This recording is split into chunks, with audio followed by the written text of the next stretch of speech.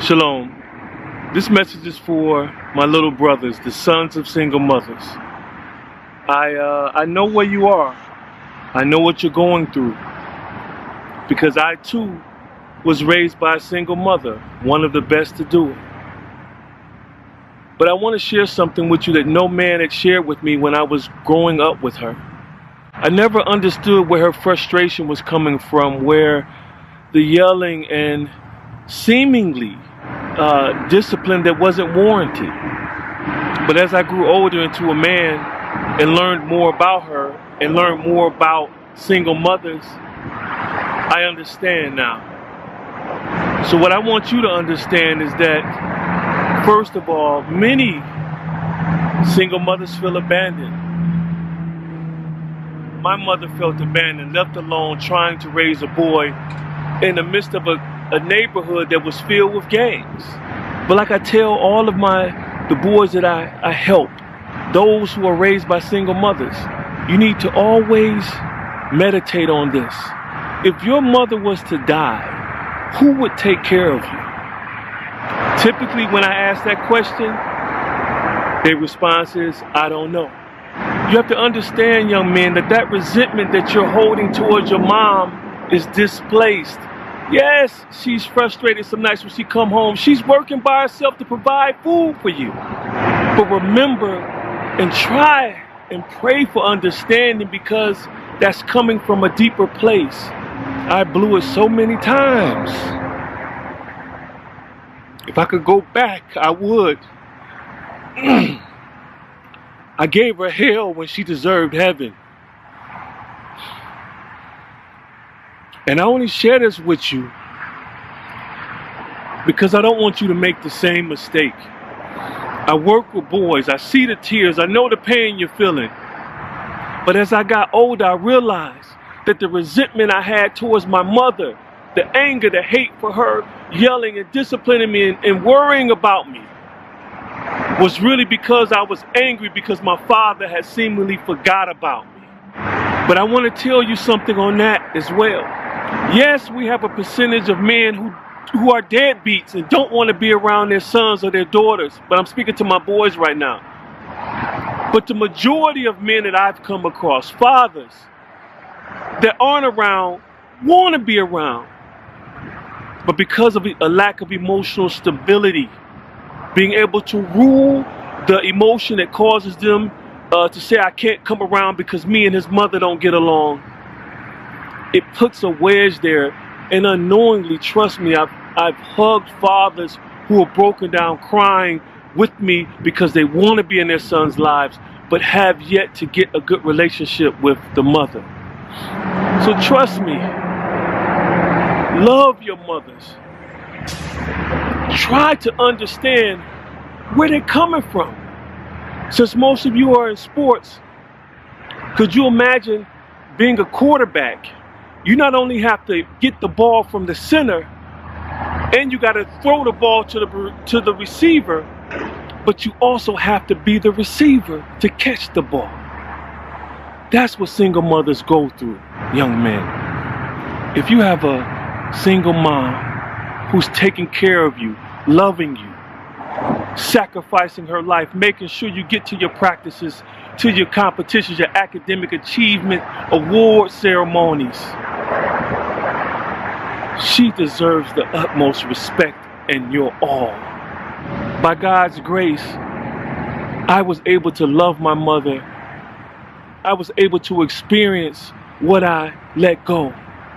Growing up, trying to be a young, not a thug, because I never had that mentality, because I always had some wisdom. I knew certain paths led to certain destruction.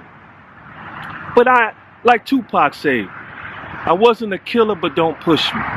So I tried to manifest that, but inside of me, I was a loving son, but I couldn't show that because of the community and the era I grew up in. It's only too late, brothers, when your mother's in the grave. I'm sitting here right now at my mother's grave, and I miss her every day. And I gave her my all at the end. She died with she was diagnosed with dementia, and then it went to Alzheimer's, and then she left me. And although I am guilt-free, I gave her my all, I repented, and I asked her to forgive me for the way that I was as a young man. I wish I had it back. I wish I had those years back.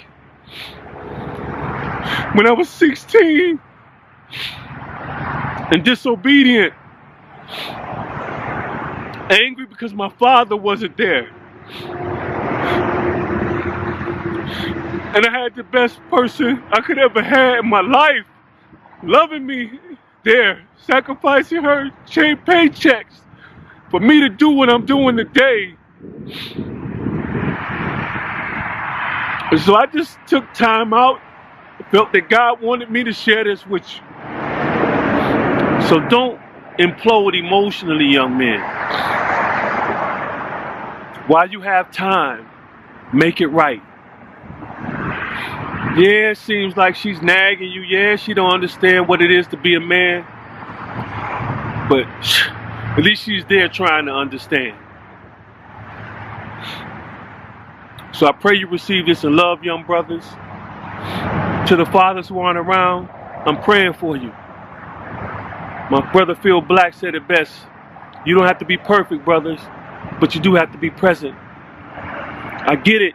The beef with the mother of your child, I get that. But don't let that get in the way of you loving your son or your daughter. Because when we're old, all the stuff that we're chasing now will mean nothing when we're on the front porch alone and our children don't even come see us. The only thing that's going to matter is what we've done for our kids and that we do a good job. We're going to make mistakes. They don't come with manuals. So don't beat yourself up. Just do the best that you can and be there. Single moms, you deserve the best. And I salute you. I couldn't imagine it. And the nights you cry just from being alone and just the bills coming in and you can't make it. You seem just things ain't coming together. But the Most High always makes a way for you. And trust me, there's men out here that's willing to step up and step into your son's life. Stepdads, I gotta address this. My sons of single mothers, if you have a stepfather, to me, I changed the meaning of that. It means a man who stepped up to be a father for you. Take advantage of it. God gave me one of the best stepfathers I could have had, but my desire for my biological father, I blew the relationship, and I didn't realize it until I was giving a 2-minute remark at his funeral, and I broke down crying because at that very moment, the Most High said, that was the replacement I had in your life for your father, but you didn't see it because you longed for your father. Pray for your father that isn't there. Love him. I was able to heal the wound with my father, and when he died, I was at peace. So I pray that you got a lot from this, but I just wanted to come to you from my heart. I wanted to follow God's lead. And I'm sitting here at the cemetery cleaning my mother's headstone. And